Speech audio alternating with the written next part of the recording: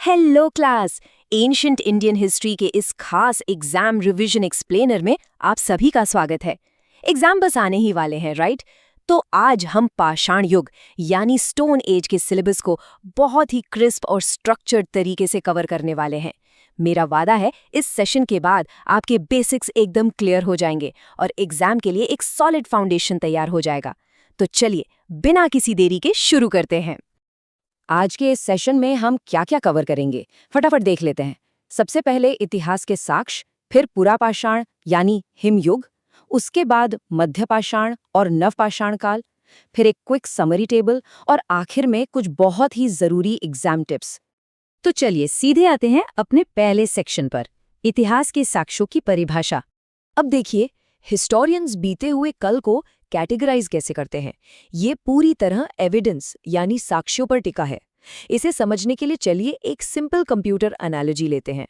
प्रागैतिहासिक काल यानी प्री हिस्टोरिक पीरियड एक ऐसे कंप्यूटर की तरह है जिसमें कोई हार्ड ड्राइव ही नहीं है। मतलब चीजें हुई, लोग रहे, लेकिन कुछ भी लिखकर सेव नहीं किया गया।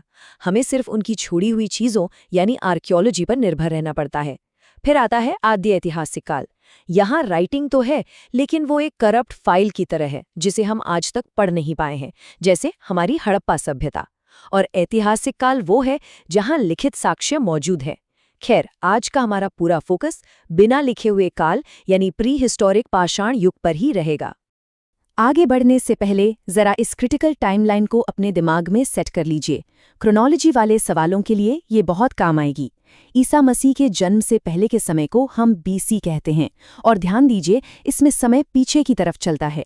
5 लाख बीसी से पूरा पाषाण काल शुरू हुआ, फिर काफी समय बाद 10,000 बीसी के आसपास आइस एज यानी हिमयुग खत्म हुआ। 9,000 बीसी से मध्यपाषाण और 7,000 बीसी से नवपाषाण काल की शुरुआत होती है। अब हम चलते हैं इंसानी इतिहास के सबसे लंबे दौर की तरफ। सेक्शन 2 पुरापाषाण काल यानी आइस एज। सोचकर देखिए, चारों तरफ बस बर्फ ही बर्फ और कड़ाके की ठंड। इस दौर में इंसानों का सिर्फ एक ही मकसद था, किसी तरह सरवाइव करना। अब इन बड़े और खुरदरे पत्थरों को देखिए। ये कोई आम पत्थर नहीं है क्लास, ये हमारे शुरुआती शिकारियों के सबसे पहले हथियार हैं। इन्हें फ्लेक टेक्निक से बनाया गया था। ये बिल्कुल वैसा ही है जैसे बर्फ के किसी बड़े ब्लॉक को छील छील कर नुकीला बनाया जाए। उस वक्त बस 2 पत्थरों को सही एंगल से टकराकर एक धारदार टूल बना लेना ही दुनिया की सबसे बड़ी टेक्नोलॉजी थी। एग्जाम के नजरिए से ये स्लाइड लिटरली एक गोल्ड माइन है, तो इसे ध्यान से नोट करें। इस पुरापाषाण काल को हम 3 हिस्सों में बांटते हैं। अब एक मजेदार फैक्ट सुनिए। पूर्व पुरापाषाण काल में महाराष्ट्र के पटने में शुतुरमुर्ग के अंडे के छिलके मिले हैं। इमेजिन कीजिए, प्री हिस्टोरिक महाराष्ट्र में शुतुरमुर्ग घूम रहे थे। इसके बाद मध्य पुरापाषाण में फ्लेक तकनीक का ही दबदबा रहा, लेकिन उत्तर पुरापाषाण तक आते आते इंसानों ने फ्लिंट तकनीक यानी ज्यादा एडवांस टूल मेकिंग सीख ली थी। और हाँ, ये कभी मत भूलना कि यह पूरा का पूरा युग प्लेस्टोसीन यानी हिमयुग के दौरान ही हुआ है। ओके क्लास, प्रोफेसर की तरफ से एक बहुत बड़ा पिटफॉल अलर्ट। यहाँ अक्सर स्टूडेंट्स गलती कर बैठते हैं। बहुत से लोगों को लगता है कि होमो सैपियंस यानी हम आधुनिक इंसान शुरू से ही यहाँ थे। बिल्कुल नहीं। आधुनिक मानव अर्ली या मिडिल पैलियोलिथिक में नहीं आए थे।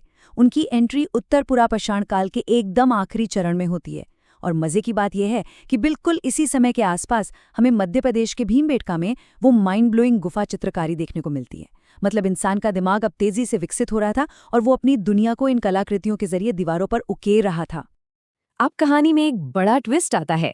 सेक्शन 3 मध्यपाषाण काल, जब दुनिया का मौसम बदलने लगा। इतिहास में इस बड़े बदलाव को होलोसीन शिफ्ट कहते हैं। ये बिल्कुल वैसा था जैसे किसी ने अचानक से पृथ्वी का थर्मोस्टेट बढ़ाकर हीटर चालू कर दिया हो।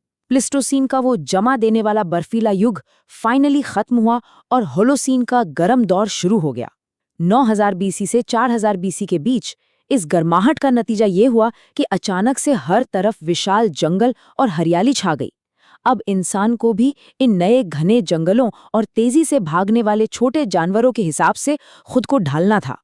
एक और बड़े एग्जाम ट्रिक, इसे अभी के अभी स्टार मार्क कर लीजिए। अक्सर एग्जाम में सवाल आता है कि जानवरों को पालतू बनाना कब शुरू हुआ, और स्टूडेंट्स खेती के लॉजिक से नवपाषाण काल पर टिक लगा देते हैं, पर यह गलत है। जानवरों का डोमेस्टिकेशन इसी मध्यपाषाण काल में शुरू हो गया था। मध्य प्रदेश का आदमगढ़ और राजस्थान का बागौर इसके सबसे सॉलिड सबूत हैं।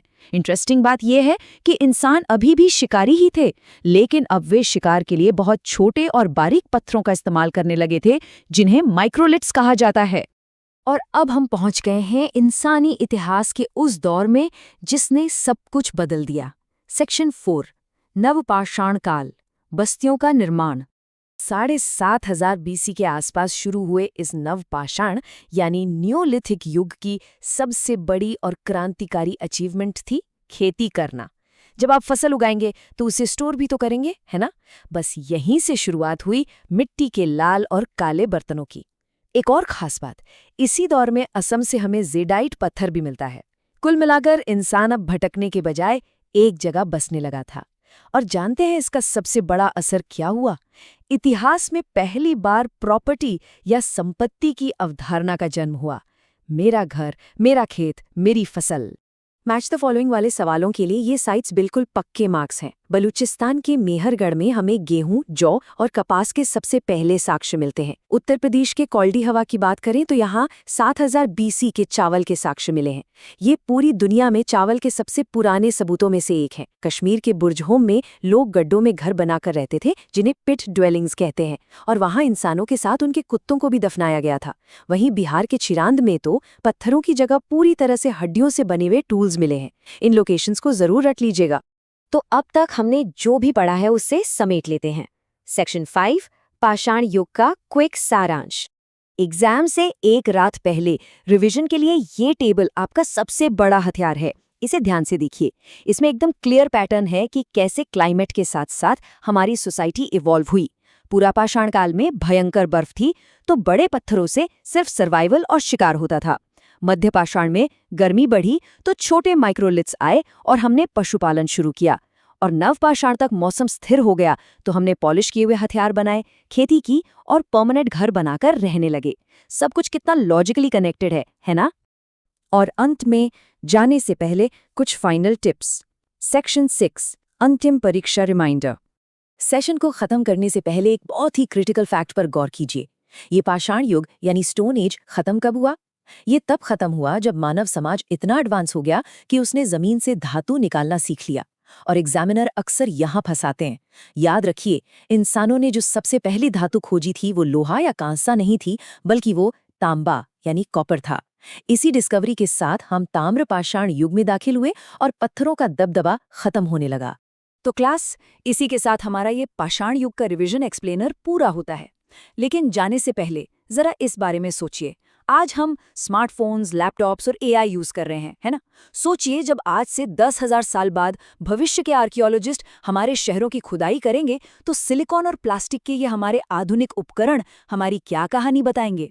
इतिहास सिर्फ बीती हुई बोरिंग तारीखें नहीं है, ये सर्वाइवल और एडेप्टेशन की एक कंटिन्यूअस कहानी है। इसे इसी तरह याद रखेंगे तो एग्जाम में कभी नहीं भूलेंगे। आने वाले एग्जाम के लिए पूरी क्लास को मेरी तरफ से ऑल द बेस्ट।